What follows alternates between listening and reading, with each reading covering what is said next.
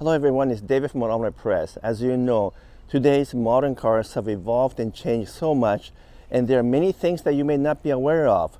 So today I'm going to tell you 25 things you should not do to today's modern cars. They've evolved, they've changed, and everything from the paint job to the engineering and powertrain have all changed as well. And you've got to be careful how you treat them if you want your cars to last a very long time. So I've got a whole bunch of things I want to talk about, everything from the paint job to the maintenance to the way you drive and so forth, and tell you all the insights that you should know so that your car can last a lifetime. Let's go. Welcome back. So I'm going to go over 25 things you should never do to today's modern cars, starting with the first one, which is a very common mistake, which is using a waterless car wash. It's very popular now because we all have busy lives, and you know what, your car gets dirty and you want to give it a quick wash, but maybe you don't have access to water, or maybe it's a winter time and you want to use one of these things, spray on according to these instructions. There are many different brands.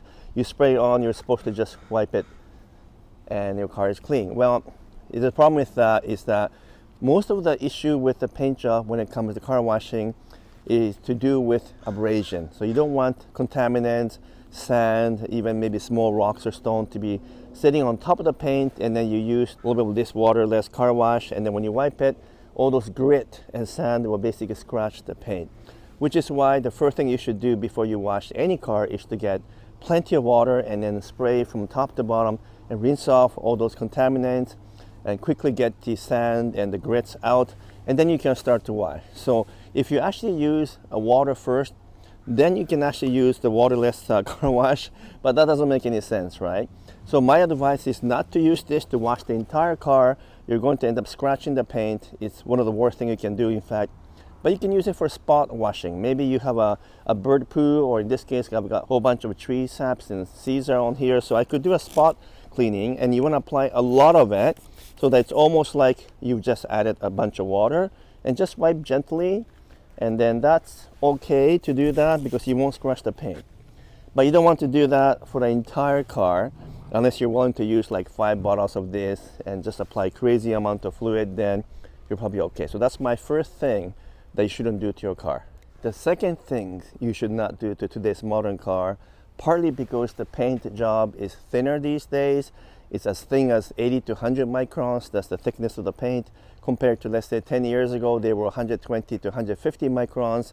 And if you go back like 20 years ago, they were probably 200 to 300 microns. So the paint is thinner these days, although they're more durable. So the problem is that if you go to a touchless car wash, instead of the normal car wash, which has these brushes, I'm just kind of imitating a car wash that's going around.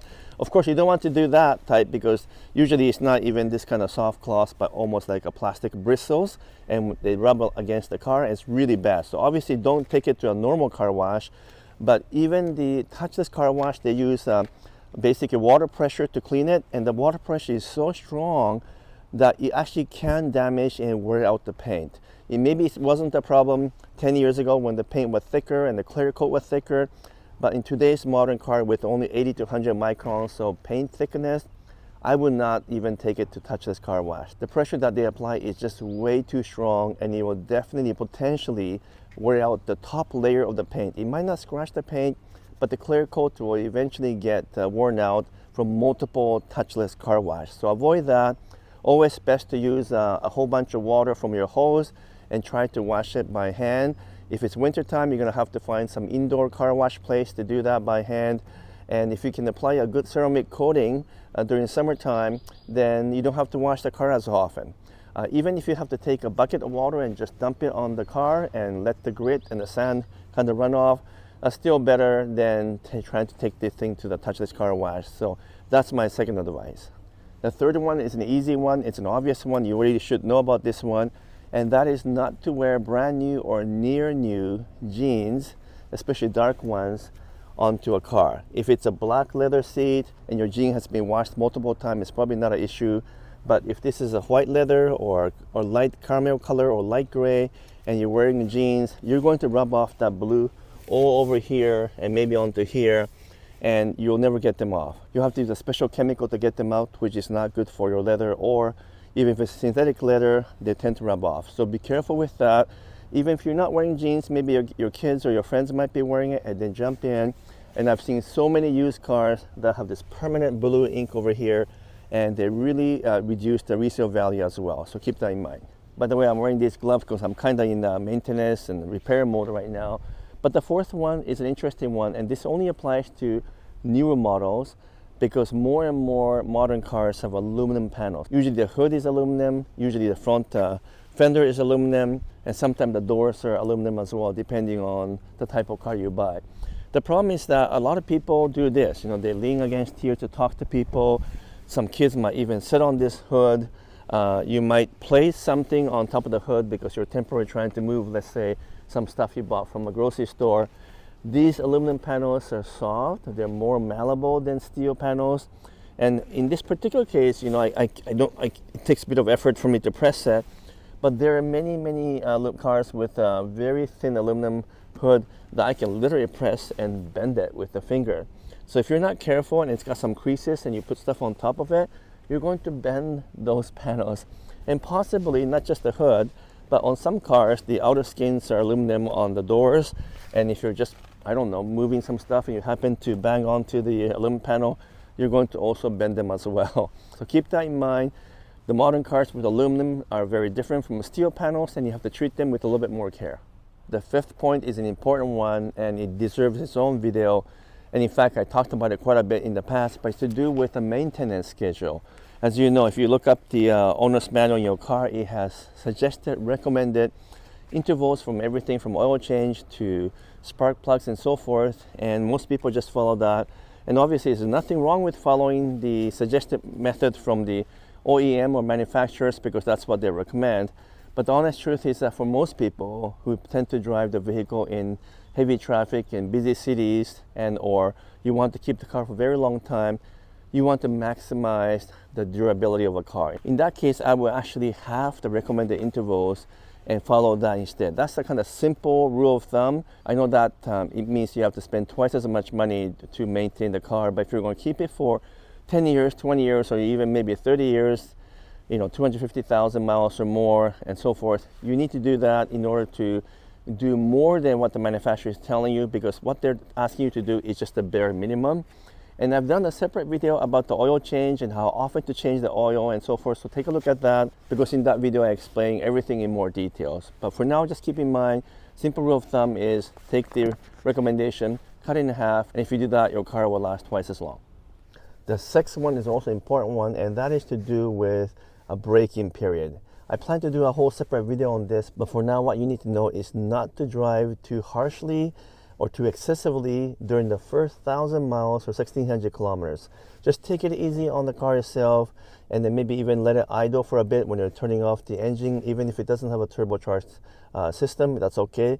Just basically you want to take it easy on engine, and then also try to drive different speed. Go and drive on the highway, go drive in the city, and do a mixed driving, but don't try to drive on the same speed for a long time during that period. So you don't want to go to a highway and drive for 700 miles, for example, during the first little while, because you want the engine to use different speeds, different mixture of usage, and that will allow the engine to wear out most evenly. So keep that in mind, first 1,000 miles or 1,600 kilometers. And even though for the most part you don't really need braking period these days in a new car, I'm still going to follow that.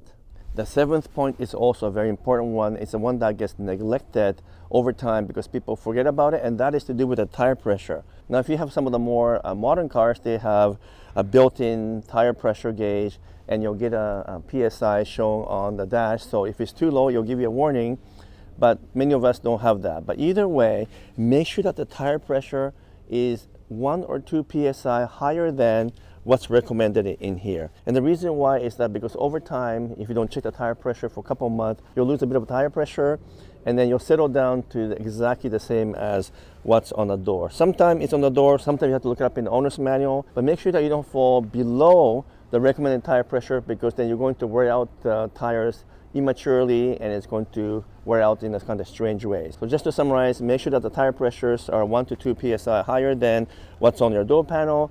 And then in some brands, such as the European brands, they give you 2 types of tire pressure, one for loaded and one for non-loaded. So if you're carrying passengers all the time with 4 or 5 people, you may have to bump up the tire pressure, and if you only have one person driving the vehicle or just two people, you can actually lower the tire pressure, and they give you two different type of rating to follow. So make sure you check that out in the manuals as well. The 8th point is to do with window cleaning. I know you're tempted to use like a Windex or something with ammonia, which is the cheapest type of window cleaning you can buy. Don't do that. Ammonia-based window cleaners are not good for the windows. They also have a more tendency to streak. And make sure that you buy non-ammonia type window cleaner to use both outside and inside the windows. Some people like to use Rain X. I don't recommend that because as Rain X begin to wear out, these wipers will skip even more. So don't use Rain X. Just use non-ammonia based window cleaner like Bon Ami or something like that, and clean the window inside and out that way, and it'll work a lot better. The 9th point is something that you have to be careful if you're a bit of an amateur detailer and you like to kind of tweak your paint and try to restore and so forth. Just be careful that you want to use the least amount of abrasive wax or polish on your vehicle to avoid removing too much of the paint or the clear coat especially. So you don't want to use polishing compound if you don't have to. Use like a bit more aggressive wax that has a cleaning compound. Use that first.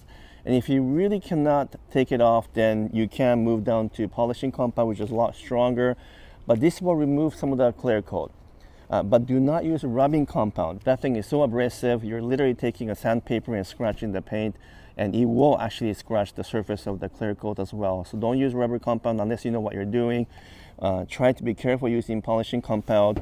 Something like a micro polishing glaze is a little bit better. This is weaker than this. It's not as abrasive. This is tougher on the paint than, let's say, a wax, but it's not as strong and not as abrasive as a polishing compound. So that's sort of the grade you want to use. Use the cleaning wax first. If that doesn't do a job, then do the polishing or micro polishing glaze. And if that doesn't work, then you may have to use the polishing compound. But if you have to use this, make sure you know what you're doing. Do some study on the internet or on the YouTube channels, because once you remove the top coat or the clear coat, it's not going to go back in there unless you paint again. The 10th point is a strange one because I made this mistake some years ago, and that is to buy one of those cheap air fresheners that hangs from the rear view mirrors, you know, one of those tree-shaped ones. I didn't know this, but they're infused with chemicals that will react with plastic and leather. So basically, if you lay them on top of any materials, plastic, leather, on your seat, and the sun hit and you left it for a day or two, it will infuse itself. It will chemically change and alter these materials, and you'll never be able to fix it. So we made a mistake of having one of those air freshener that happened to fall off, and it landed on one of the wood panels on our Lexus GX, and it sat there for just a few days under the sun. And guess what? I removed it, and there was an actual chemical reaction, and the whole wood has been damaged beyond repair. You have to actually replace the part, not repair it. So my advice is simply not to buy any air fresheners. It's masking smell anyway. If you have a problem with the smell inside a car, you need to clean it properly and maybe look for a source of the smell, such as food and contaminants that are left underneath the seats and so forth. Generally speaking, try to avoid using air freshener because all those chemicals are not good for interior components. The 11th point is a very important one from a safety perspective. It's the one that Toyota particularly has paid attention to it because of all those issues that they faced some years ago. And that is to do with this floor mat right here. Most of the manufacturers come with a good set of properly engineered floor mats that has a locking mechanism, so they don't slide, and they also don't have a lot of extension around the pedals to make sure that the pedals in terms of brake and accelerator are not blocked, and that the floor mat does not get trapped underneath, because there has been some situations where cheap floor mats that slide forward and backward get caught underneath the accelerator or brake, and therefore negating either braking or accelerating, or sometimes worse yet, the accelerator gets stuck in the pressed position because of bunched up floor mats. So don't buy cheap floor mats that do not lock in place. Make sure you stick with either the OEM floor mats, or if you have to buy from reputable places like WeatherTech, that's okay too. Make sure that they stay in place, they're locked into place. Otherwise you could get into accidents. The 12th point applies to those of you who has either plug-in hybrids or people who don't drive very often, and that is to do with the gas inside a gas tank. Generally speaking, you don't want to let old gas sit in the tank for more than 6 months. So every 6 months, You got to make sure that you're topping off the gas, especially if you have a plug-in hybrid which doesn't use gas at all. And in that case, you want to use up the old gasoline by driving in non-electric format, and then let the gasoline finish off, and then top it up with a fresh gas every 6 months. But also, even if you don't have a plug-in hybrid, but you just don't use your car very often, and maybe you only use 1 or 2 tanks every 3 or 4 months, that sometimes happens, then yeah, also make sure that you top it off and use the car a little bit, because for most ICE or internal combustion engines, actually driving it long distances on the highway and so forth is a good way for the engine to warm up and for the engine to wear out properly. Either way, make sure that you use the right fuel for what's recommended. You don't have to necessarily use the high octane rating or premium gasoline when it's recommended, because there's an oxygen sensor and NOx sensor that will automatically adjust based on the amount of octane. But it's not necessarily best for the car, because both the fuel economy and the power and torque will be affected. So yes, do use the recommended fuel that's in the gas fuel cap, but once in a while, if you had to put the regular gasoline, it doesn't hurt the engine either. I'm going to add one more minor thing which is very important for people like us, because we live in Vancouver where it rains 60% of the time, and that is to do with the wiper. Oftentimes people replace these wipers with aftermarket. There are many choices, and some do make some really good ones, but what you don't know is the OEM spend as much time engineering a wiper and the blade as they do the wiper system itself, and they make sure that these blades last a long time, it has the right angle and it's pivoted correctly, and that the whole system has applied the right pressure to the windshield. So even though the OEM wiper blades might cost, who knows, 20% or 30% more than aftermarket, stay with it. They do the best job of wiping the rain off your windows. They last longest. They have the right angle and the right pressure. As soon as you change it, you'll notice that they don't last as long. They don't wipe as well. So buy OEM wipers, don't buy aftermarket. The 14th point may apply to those of you who don't drive very often, or you may have a second or third car that sits in the garage for a long time over the winter time. And that is a bit of an issue, because internal combustion engine or ICE engines are meant to be driven, as I mentioned earlier. The more you use them, not in terms of high mileage, but in terms of frequency, the better it is, because the engine oil is running, keeps everything lubricated, keeps everything running well. And actually, a highway is great because it kind of burns off some of the contaminants that we don't want to stay in the engine system. So try to actually run the engine and use the car, let's say every 2 to 3 weeks. I definitely wouldn't keep it idle for a whole month. That wouldn't be good. And I know that might be difficult in the winter time, because you might have a sports car that you keep in the garage for a very long time. But you got to find a way to be able to at least start the engine and let it run for 10, 15, 20 minutes or so the engine has a chance to warm up. So those are some of the things that's important. You know what, if you have a sports car, buy a set of winter tires, and when it's not very slippery and it's not snowy, take it out for a half a day, for a couple of hours. That will do wonders for the engine.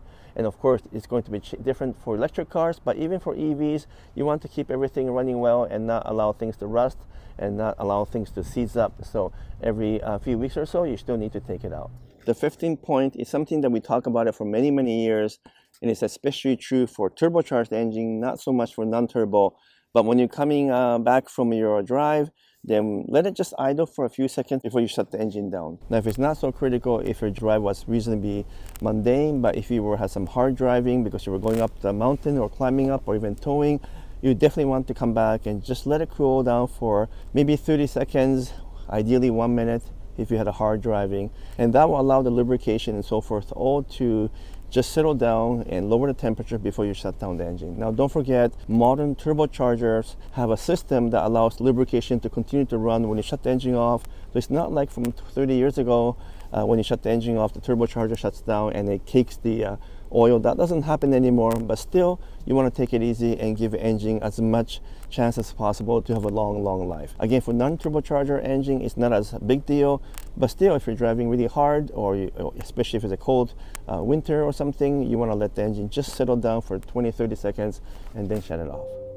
The 16th point is a funny one because we all do it, and that is we often eat in the car.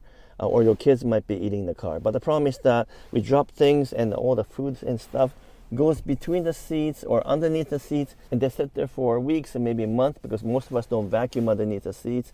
So that means all these food crumbs and so forth become moldy. and that could be really bad, not just for your health, but also for the car itself, because it's going to disintegrate and it could fuse with the carpet or any of the plastic materials, and it'll be almost impossible to clean it out. So do vacuum underneath the seats, but better yet, buy one of those things from Amazon that goes between the seat and the center console, like an insert, and that will hopefully prevent food or other stuff from going between the seat and the center console, because prevention is always the best. The 17th point is a very interesting one because it's not always avoidable, but the issue is to do with the rodents, or specifically rats or mouse, coming through the car underneath and settling into the engine compartment. Sometimes they even have a nest, and they chew up the wires because they like to bite on them, and you have one expensive repair. Prior to this Lexus GX, we had a Toyota 4Runner, and it happened twice, each time costing a couple of $1,000s to repair because they had to replace the entire wire harness. In fact, one time they chewed up the wire underneath behind the engine. They had to take some of the things apart, and they said they were actually raising kids there. They had a nest, and there was a bunch of mouse sitting there having a very comfortable, warm engine bay. So how can you avoid that? Well, for the most part, we tried everything, putting some strong scent, spraying with lemon, putting a detergent or fabric softener inside, and most of them didn't work. So my suggestion is to simply try to find a parking space that is not close to a bush or close to some area where rodents might be living, because they'll just come out at night and crawl into your car. And obviously the best choice is if you can park inside an actual building, underground or somewhere where these rodents have no access. That would be the best. But do check and maybe rinse off the engine once in a while, do a bit of an engine cleaning, and that will help as well. We haven't had any problem with the GX because the GX engine have a different type of design that prevents the rodents from actually climbing into some of the wiring. So that's one of the reasons we got rid of the 4Runner and bought the GX, because we got tired of rodents actually eating our wires. The 18th point is an easy one, it's an obvious one, but not all of you follow it, and that is when doing an engine tune-up or oil change, or when you're replacing some parts, make sure that you use genuine OEM parts. There are too many fake parts out there or poorly produced parts that is causing so many issues with servicing and maintenance. You can talk to Amit from Car Care Nut, and he talks about it all the time as well, because some parts are actually branded with a logo from a manufacturer, and it's actually a fake one.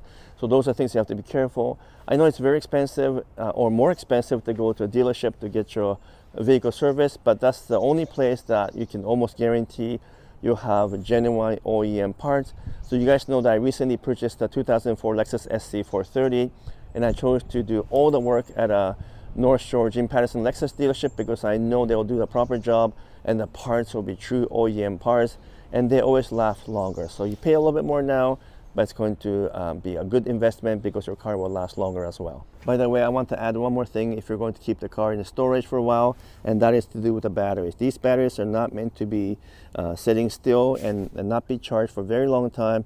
They're going to lose their charge, and over time they're going to become useless. So make sure that you buy one of those trickle chargers that you can buy from any auto store or from Costco, and you just hook it up to these terminals or to plus and to ground, and then just provide a slow amperage to the battery so it keeps it charged and keeps it healthy, and that will allow the batteries to last a very long time.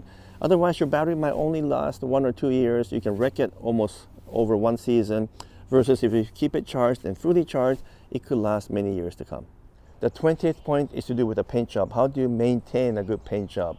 Well, even though it's expensive, I do strongly recommend you get a ceramic coating or graphene coating. They do make a difference. They don't last forever, but for the first couple of years anyway, it will really maintain the paint well, because there's additional chemical bonding between the clear coat and the outside contaminant. So that's first thing I would recommend.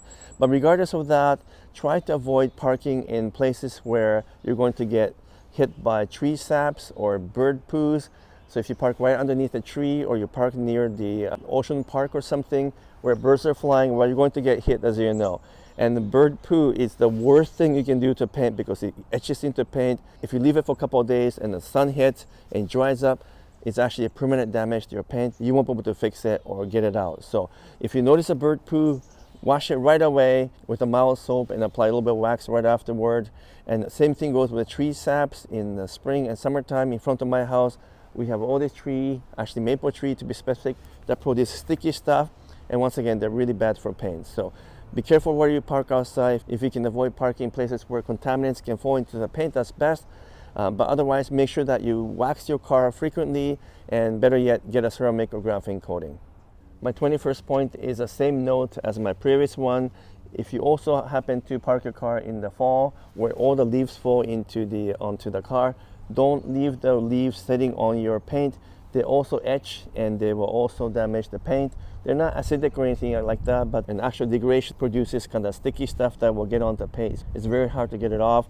And also many of the leaves get stuck in here. So I like the design of cars where this thing is not so recessed. Like this GX is actually pretty good, but there's some area that does get recessed, and therefore leaves actually stay in there. So open the hood, put a glove on, and clear some of the leaves out as well. Same thing applies in the wintertime for salt. The salt is the worst thing you can do to your car. So you may want to either find one of those exterior car wash system where they have an undercarriage spray so they can actually spray underneath. Or some people swear by spraying oil underneath the vehicle, especially for body on the frame, and that can help protect. And that I think certainly helps, but it's a very messy situation. And so you could also do some undercoating. But the undercoating, you have to be careful because not all undercoating functions the same. And some places will charge you a lot of money to apply a very thin coat of undercoating, and they don't really last very long.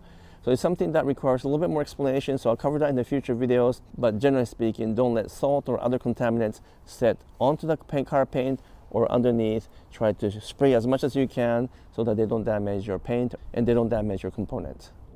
Another interesting thing to keep in mind is the start-stop technology, where when you come to a stop sign or traffic light, the engine will stop momentarily and it starts up again as soon as you lift up the brake, and that's designed to save fuel economy.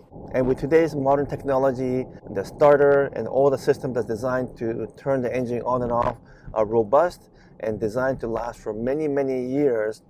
But generally speaking, my advice is that if you're really in a very busy traffic jam where you're going to come to a stop every minute or 30 seconds, just turn off the start-stop feature so your engine is not constantly starting and stopping, because over a long time it's still not the best thing to do for the engine. So that's a very important one.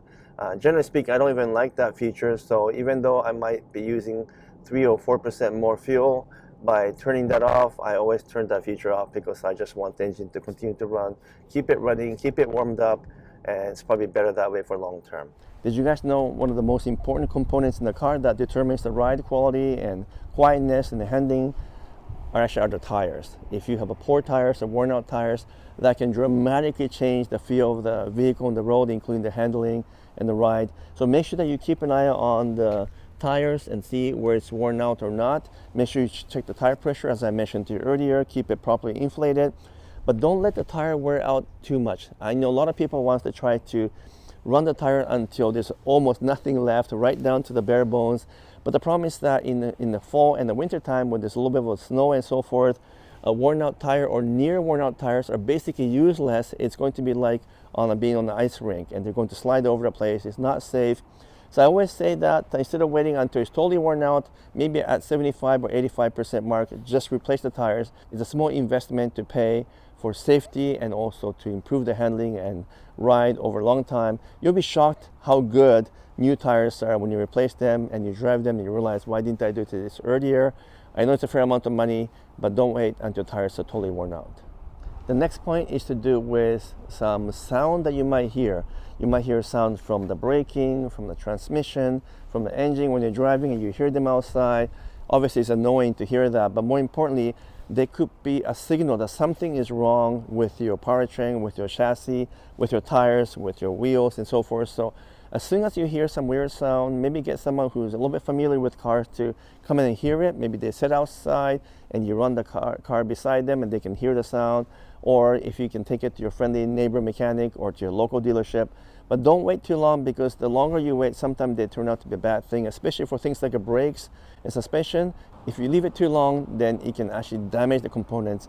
So for example, you could actually damage the brake rotors, and that would be very expensive to repair. So don't just keep an eye out on your car, but also listen in and see what you're hearing from the outside or inside as well.